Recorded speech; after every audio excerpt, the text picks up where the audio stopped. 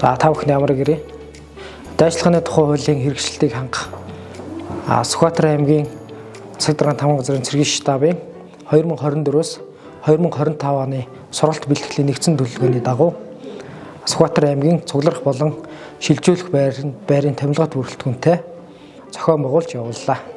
Уг сургалтыг 2 үе шаттайгаар зохион байгуулж явуулсан.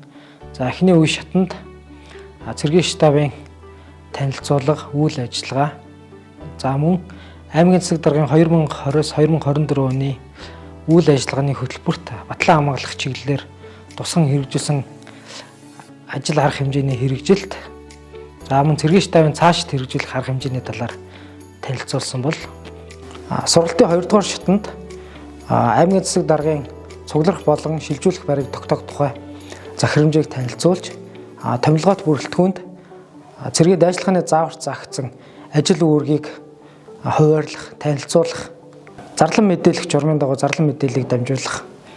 За мөн цэргийн штаб цугларах болон шилжүүлэх байрын хамтарсан бэлэн байдлын төлөвлөгөөг танилцуулж, сургалтын дараагийн шатанд томилгот бүрэлдэхүүнд дадлагын тохиогч бэлэн байдлыг хангах талаар чиглэл өгч ажиллалаа.